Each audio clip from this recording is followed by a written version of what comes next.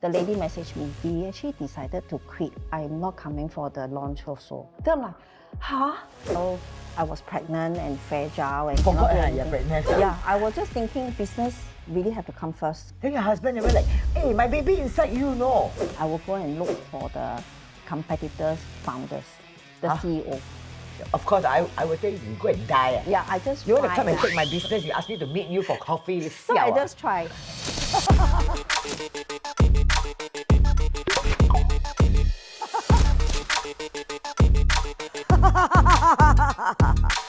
Today, I'm going to meet a very inspiring fellow female entrepreneur. Hello! Welcome! This is Olive, okay, founder and my sister of Synagie. Welcome to a special edition of the Irene Ang Show in collaboration with Singtel's Singapore Dreamin. What's this?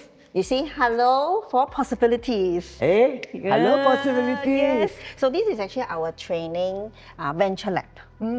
This season, we are spotlighting incredible local businesses in the midst of powerful transformation. When some of the SME or our partners really wants to learn our full solutions, then we bring them Train them here. lah. Even have a mini warehouse here to teach them really the pick and pack, how we do it. And upstairs is a small little studio for live streaming. We will hear real uplifting stories of innovation, reinvention, and the human spirit behind Singapore's most dynamic SMEs. Hey, but it's not really empty one, huh? I know, I know, Yeah, I it's know. just for today only, okay? You clear them.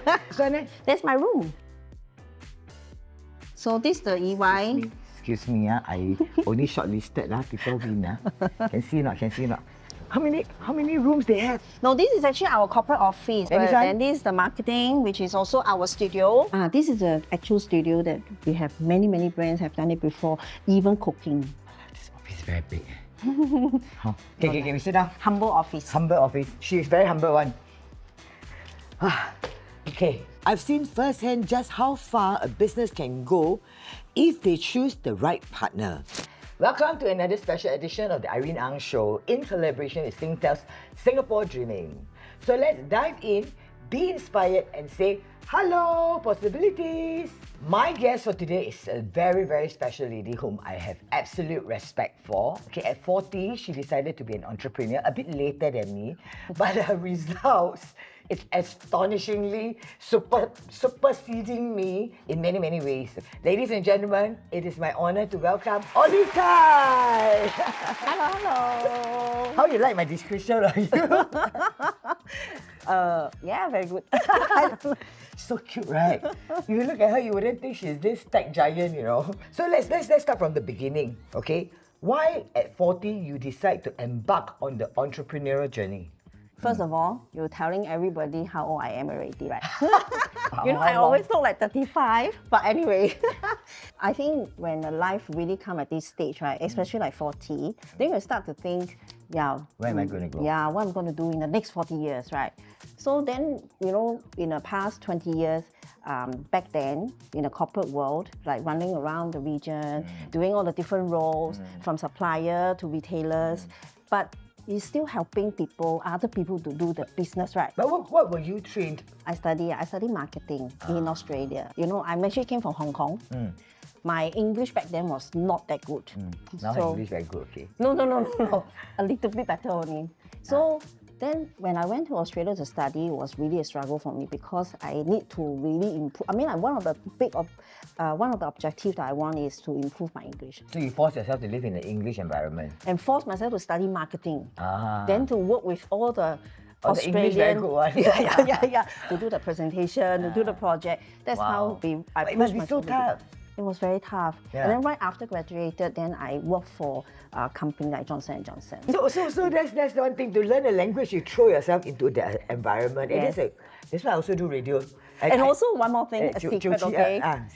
Secret. Yeah, and I found a Singapore boyfriend. It's because he's a Singaporean, he speaks English. Yes.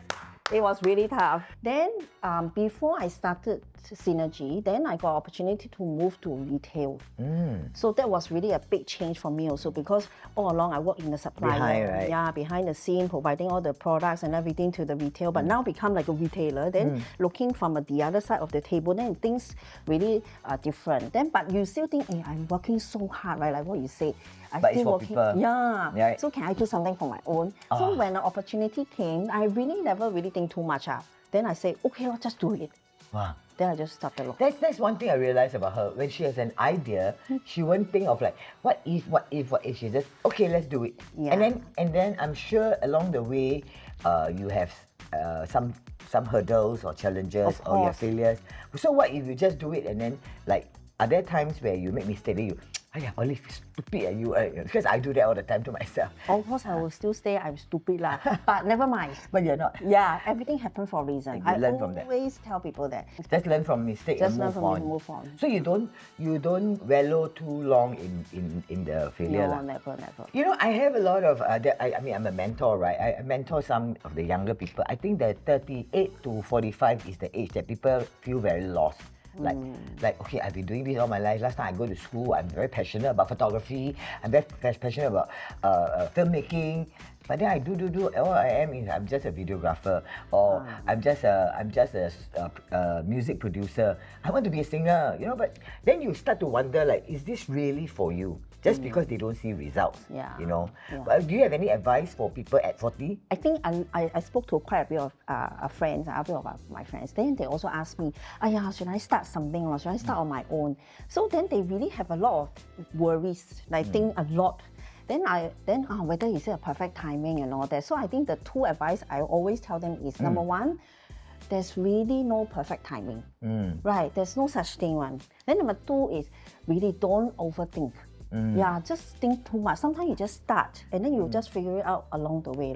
I have a friend who is about my age. She's always say that she wants to do this, she wants to do that, she got this idea, then every time we catch up 2 years later, 3 years later, there's always an excuse. Oh, you know, I can't do it because this and that. Then I'm like, but he has so many great ideas. She's always afraid to lose her savings. She's always afraid that she will fail. And because she's afraid that she will fail, she never starts. Yeah. You know, then now she's almost 60 already. Oh. And then again, she's like, oh, I want to do this. Then I'm like, dude, you know, if you didn't do it when I knew you at 35, and this is like 25 years already, you still don't want to do, you have no more chance already. Then she said, oh, I'm too old now, I'm 60. 60 is not too old, because at 35 you say you're too old, 40 you say you're too old, 45 you say you're too old, 50 you say you're too old. Then you never get started. Exactly. Okay, so how did you then decide that Synagie is the thing to do? So my partner and myself was just exploring opportunities and, you know, looking around. Then one night, then we say, hey, look at this website. Wow, very, very nice. You know, that is the Tmall in China or Dreamin in China. So that is all the different e-commerce website, right? So like, wow, we're very inspired by this. Then he just asked me one question and say, hey, Oliver, do you think that you can do this? Then I say, yeah, why not? Because that time we know the brands. Then we just put a beautiful presentation. Then go to all the brands. Then, hey, want to join, not. After we talked to so many brands, then, we got 300 over brands that say, oh, okay, we don't mind coming. To get 300, you must go to how many? Many. So one day I have like 5 pictures, for example, just to get the brands to come. So when we started to talk to the brands, then they say, I don't have photos, I don't have content, I don't have anything, you do for me. Then I'm like, huh? So we took 1.5 years for us to just to prepare. During the preparation, Lazada, Shopee, they are not here yet. There's only Q10. So but then when we really, ready to launch, then it came in already. So like, all this work that you do. Yeah. Then you know how much that we recruit one customer just to buy one product. What? It's like $10. Wow, that's very high. Then your margin may be earning like $1, $2. Yeah. So it's really everyday burning money. And the time burn for how long? Burn for quite a while, because you know all this money is from our own pocket. So it's not like from VC or whoever. That time was really just our money. 2 months later, Q10 did a cold call and then asked me, Olive, do you want to actually bring Beautiful Me onto Q10 platform?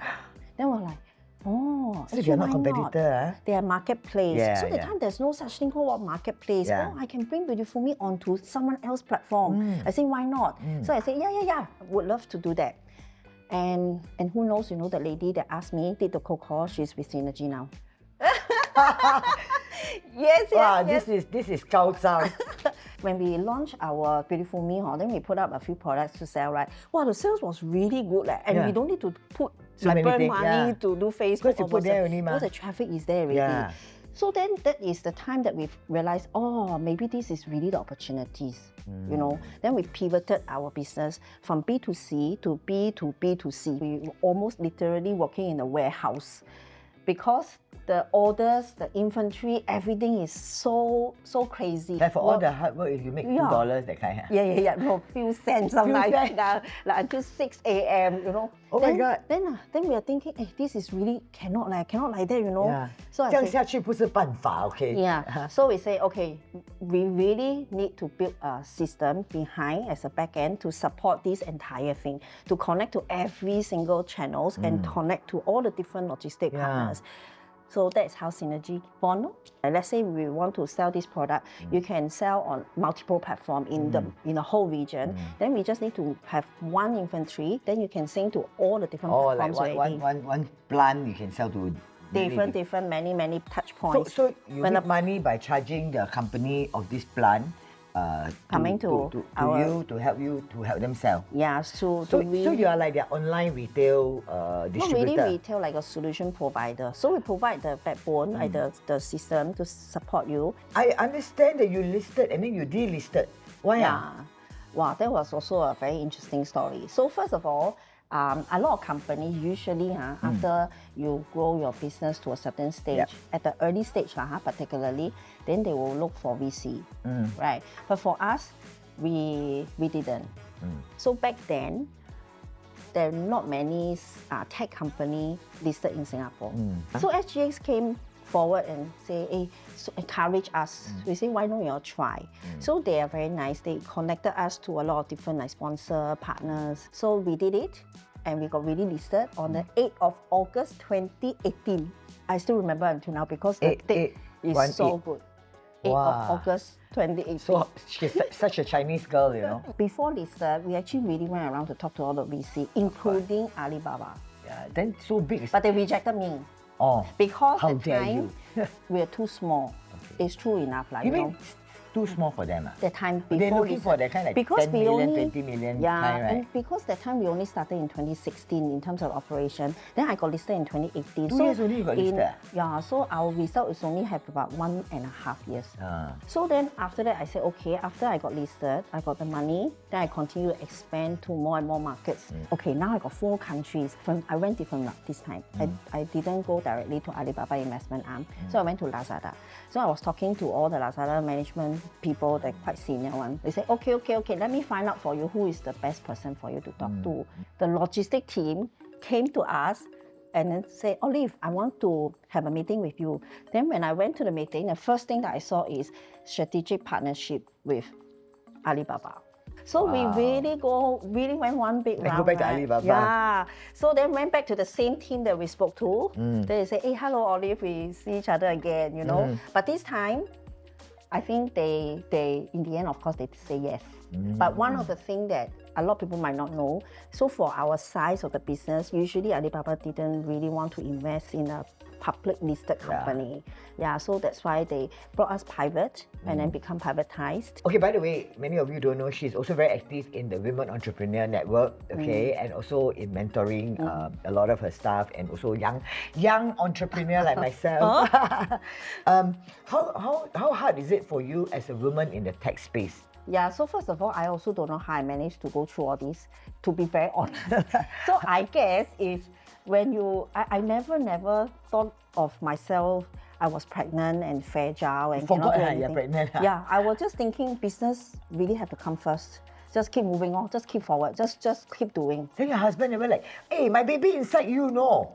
Never. Your husband very cool. Yeah, very cool about it. You know him, so he's quite cool about it. So okay, so I never. It's important really to find a cool husband, okay, ladies? Yeah. If you want to be an entrepreneur. And I still remember when I'm pregnant, even my team always ask, how come you're pregnant and still walk so fast? You know, it's just like, then the other thing, just now you mentioned, I mean, women in this space is very rare, right? Then especially on the founders. So, but if you ask me now, if you don't mention, I also never thought of it also. So I feel like I'm just part of them, you know. So as long as you don't feel afraid to ask for help and like don't have a chip on your shoulder. Yes. I'm a girl. I must as prove a lady, myself. when you ask the man, right, usually They they like will one, give hor? one. They will like offer when the you ask help. them for help, right? Yeah, they will offer lah. It can be quite daunting, you know, right? Yeah. Is there any when you first started or in your journey that when you go and meet guys, you feel scared? I can tell you one very interesting story.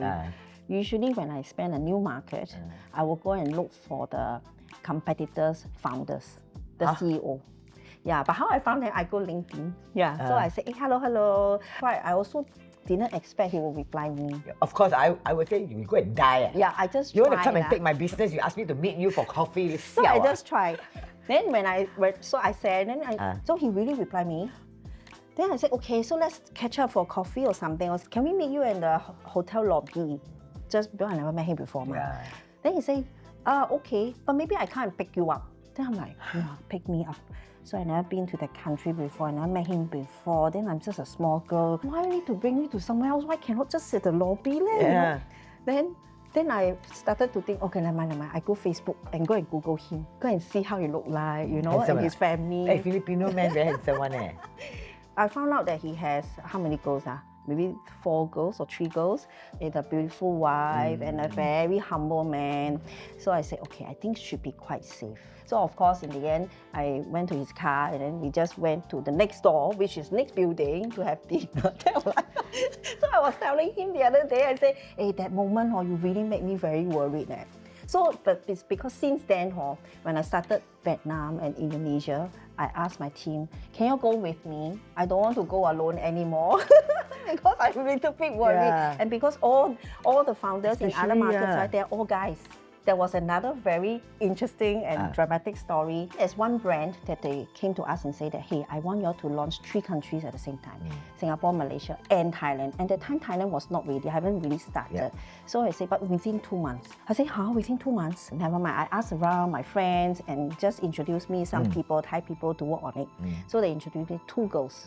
So I sent the 2 girls to Singapore to learn from our team. But these 2 girls never done e-commerce before. So I thought, okay, so we should be able to prepare for the super big launch for the brand. And that day, when they launched, it was actually a king's birthday in Thailand. So it's a public holiday. Then when we touched down, the lady messaged me, Olive, can I catch up with you? Then I said, oh, okay, doesn't sound like me. Sound right. So she really dropped a bomb and said, Olive, we actually decided to quit. We don't want to continue because it's too stressful. We cannot handle. Then I'm like, huh? By the way, tomorrow is a king's birthday, so I'm not coming for the launch also. Then I'm like, huh? You're not coming? Only me and my Singapore colleague went to Thailand. You're mistake I cannot speak Thai.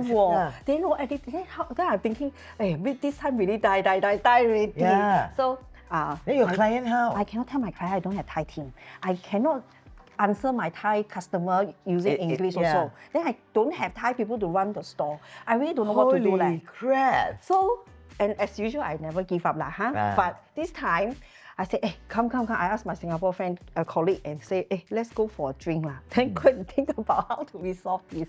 Then he suddenly said, hey, Olive, I found one of my ex-colleagues in Thailand on Facebook.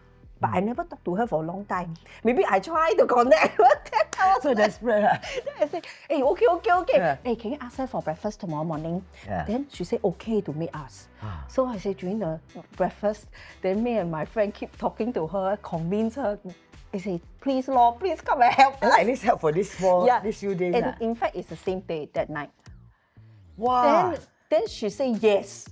That was like, oh my God. Wow, so blessed. And guess what? What? She's still with me until today. Wow. And she's my employee #1 in Thailand. So she's running a Thai office for you? Yes. Okay, next is, what would you advise women who are thinking of starting their business or starting late or changing their career at 40 or 45? No problem starting at 40, just like, how I started, right? But there are few things, there are 3 things I always believe in. Number 1, need to be really hardworking. I believe that give you 30% to be succeeded already. Then number 2, really cannot give up so easily. Like me, I never give up one. The level of resilience, I think, is really very high.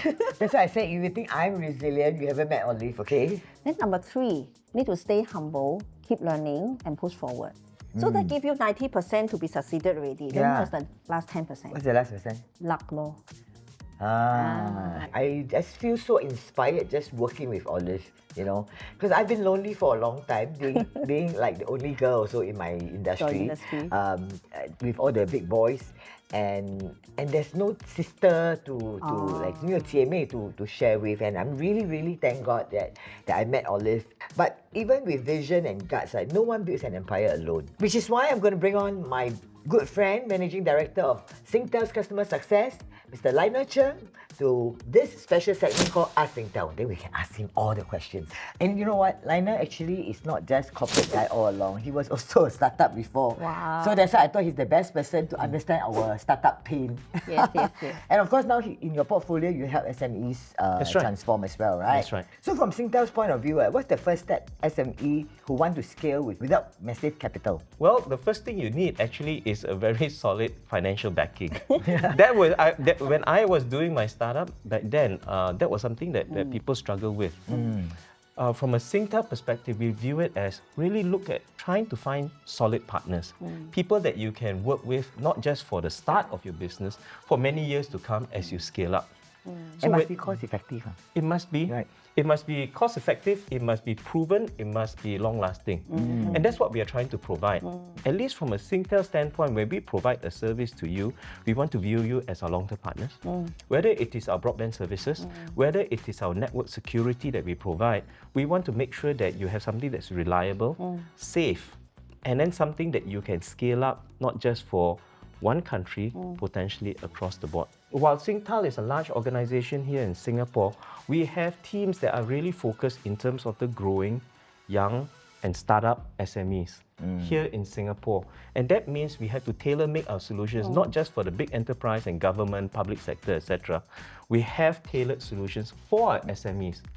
And those services must be reliable because you want something that's constantly, especially in the world of e-commerce, live selling, etc. We recognize that. Yes. Usually, because we are doing e-commerce, so we receive a lot of transactional data. Yes, so we need to do fulfillment also, right? So the customer details and all that is true, is very sensitive. From a layman's point, is this something like you partner, then you help us Aggregate. aggregate and save I cost become saving, right? and sometimes, many times, Singtel also is an honest broker. As in, we are not going to make any money out of it, but we point you to people who can potentially find you the solution. Right. Okay. So because you have a laptop doesn't mean it can be easily connected. So we introduced you a system integrator to connect all the any IT to one system. So they have a very good ecosystem. So leverage on our ecosystem because we have the scale, and with that, SIs are also looking for business. Other SMEs are also looking for business. We say, come, we connect all of you. Then finally, when we have services like Mobile Protect, Broadband Protect, there are features that we bring in for the mobile phone and for your Wi-Fi, that certain malicious links that we will automatically block. That means if inadvertently, by mistake, you click on that link, with that service, it will flag it out to you. When it comes to Mobile Protect, what it does is protect you against any form of malware that is attempting to get into your phone. Wow. But not only that, it is on your app. You just click on it on your My Singtel app. You click on it, and so, for example, it will share it with you over the last 7 days or 30 days. It will share with you how many threats they have blocked. So this is the kind really of good. protection that you can see and be able to show to other people. This is why mobile protection is very important. Okay, we are also working with the government and different institutions of higher learning to help the SMEs make it simpler for them to understand, make it less costly for them to try out, and then finally guide them through the process towards potentially a successful POC. We are actively trying to figure out what is the role that Singtel can play to be the fast enabler for AI adoption across the board. Because we have the outreach, we can be an aggregator of different services and also be seen as an objective, honest broker to connect people together. Then I ask, so if the SME now, they really want to adopt AI already, but really have limited money and no IT expert, then how? Or no how can IT they- team. No, I no don't have an IT IT person Yeah. in my Then how company. can they eh. do And it? this is one of the challenging situations that we face.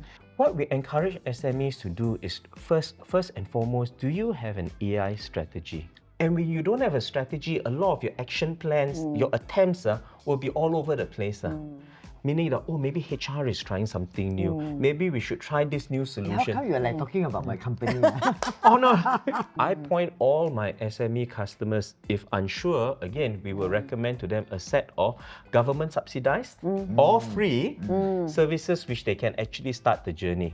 So what Singtel is trying to do, however, is provide this as a service with reputable organizations which ultimately guide. And this must be somehow rather affordable enough. So we're finding ways for us to subsidize the cost. Knowledge is free. What you do with it is the one that adds value to the entire equation. True lah. That's what we are interested to do. All right, so it was such a pleasure speaking to the both of you, and thank you again, Lionel, for always coming here, being a big brother to us SMEs for this Irene Ang Show. I mean, this is what this show is about. Real people, real struggle, real triumph. And to all of you watching, thank you so much for supporting the Irene Ang Show. Please like, share and subscribe. Okay, and all this information you can share with all your friends who are working SME or SME owners. Okay, and so then we can all build our Singapore dream. dreams. Yay!